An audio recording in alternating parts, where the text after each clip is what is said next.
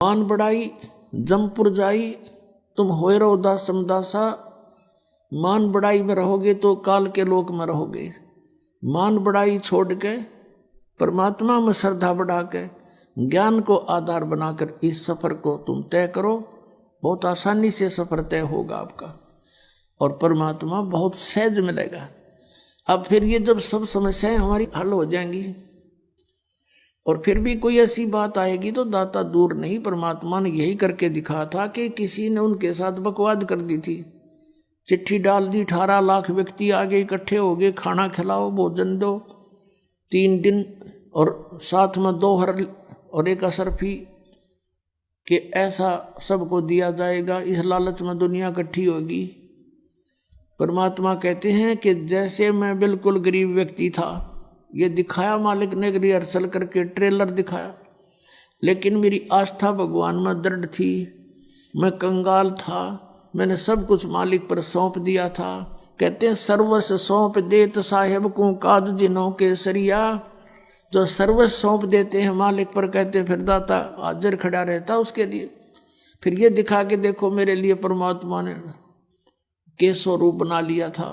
वो थे तो खुद ही, और केसो रूप बना के देखो 18 लाख व्यक्तियों को 3 दिन तक भोजन भी दिए, 2 हर भी दे दी, कंबल और साथ में असरफी यानी 10 ग्राम सोना डेली प्रत्येक खाने के बाद दिया। तो तुम भी यदि इतना विश्वास करोगे और यहाँ माया जोड़ कर नहीं धरोगे, फिर देखना मैं कैसे करके दिखाऊंगा। एक समय पुण्यात्माओं, हम क्या हैं? हम परमात्मा की भक्ति करते हैं और हम परमात्मा के ज्ञान से अपरिचित होने से फिर अपने हिसाब से ही चलते हैं। आदरणीय गरीबदास साहिब जी को परमेश्वर मिले थे कबीर देव जी, और फिर वो वाणी परमात्मा की उन्होंने लिखवाई। उस वाणी को पढ़कर बहुत से अनुयायी भी होने लगे गरीबदास साहिब जी के जाने के बाद। और पुण्यात्मा जो होती हैं वही परमात्मा की खोज में लगी हैं, तो वो किसी ना किसी गुरु के पास अवश्य चले जाते हैं और उस संत के बताए मार्ग पर वो करते हैं। अब जैसे और उनके होते हैं वो पिछले संस्कार, पिछले पुण्य होते। जैसी भी आपको शास्त्र अनुकूल साधना मिल गई तो ये आपके वर्तमान में किए हुए पुण्य भी आपके साथ होंगे। तो जैसे ये राधा स्वामी पंथ बना है, जैसे शिवदयाल जी थे, ये बहुत अच्छी पुण्यकर्मी प्राणी थे। आगे रास्ता मिला नहीं, स्वयं प्रभु बन गया, कोई गुरु धारण किया नहीं। आप पे परमात्मा कबीर जी की वाणी को और गुरु नानक देव जी की वाणी को, इनको पढ़ा के आप पे मन गढ़ंत मंत्र बनाकर और बन गया प्रभु हठ योग करके।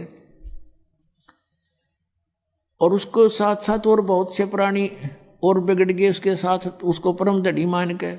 एक व्यास के अंदर जयमल सिंह जी हुए हैं, उन्होंने उनसे नाम लिया, उन्होंने व्यास में एक डेरा स्थापित कर दिया। उस श्री जयमल सिंह जी के एक श्री सावण सिंह जी संत उनके शिष्य हुए।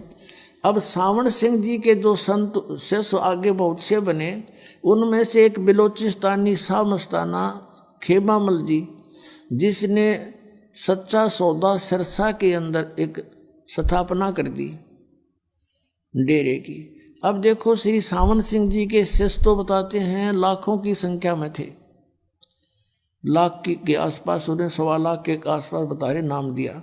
तो उनमें से ये खेमामल जी ही क्यों प्रभु बन गए? अलग से उसको कोई नाम देने का आदेश भी नहीं दिया, क्योंकि ये कैसे अपने आप में अलग से गुरुपद बना लिया। उसमें सिद्धियाँ भी थी, बहुत से उनके प्रमाण हैं कि औरों को उसने बहुत सी राहत भी दे दी, कुछ सुख भी दिए हैं। तो वो कैसे था? वो इसकी अपनी पूंजी थी, पिछले संस्कार थे इसके, पुण्य थे इसके, और अन्य लाखों थे वो ना पढ़ पे ऐसे एकदम।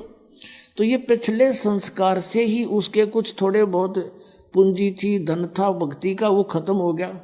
अंत में इंजेक्शन रिएक्शन से उसकी मृत्यु हुई, वह बैटरी डाउन होगी, पिछले जन्म में चार्ज की हुई। तो ऐसे जीवन व्यर्थ होता है इनका।